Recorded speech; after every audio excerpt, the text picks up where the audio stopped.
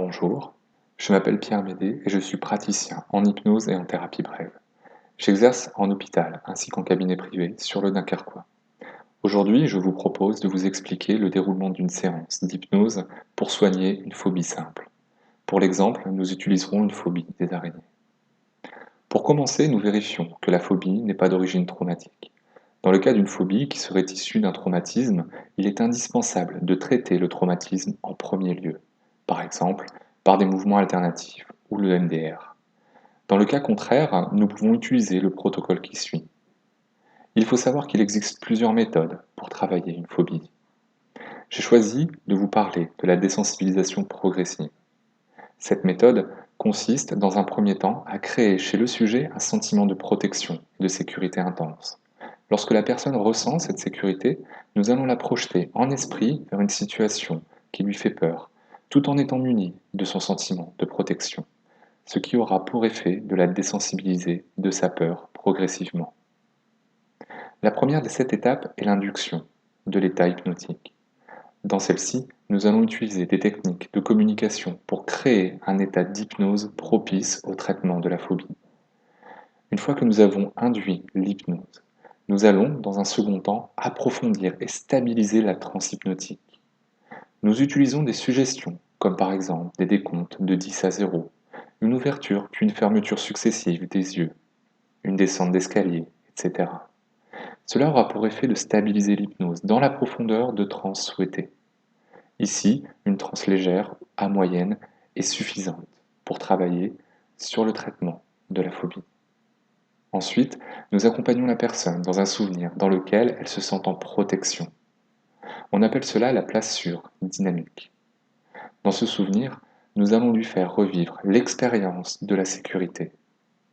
Puis, lorsqu'elle ressent cette sécurité au plus fort de son intensité, nous allons l'ancrer, c'est-à-dire que nous allons lier à un geste le sentiment de sécurité.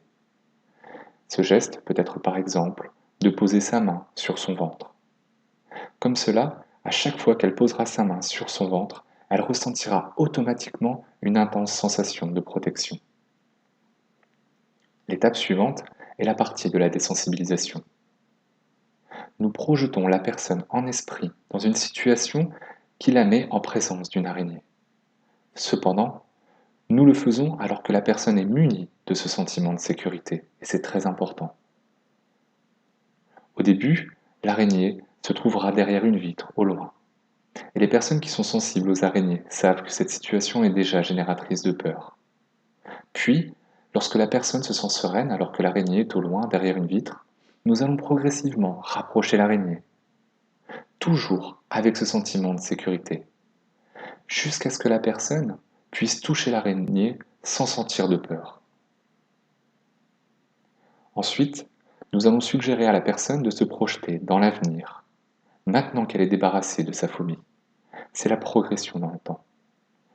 Dans cet avenir, elle pourra se voir refaire ce que sa phobie l'empêchait de faire. Par exemple, dans l'arachnophobie, ce serait d'aller en vacances à la campagne ou de descendre dans sa cave.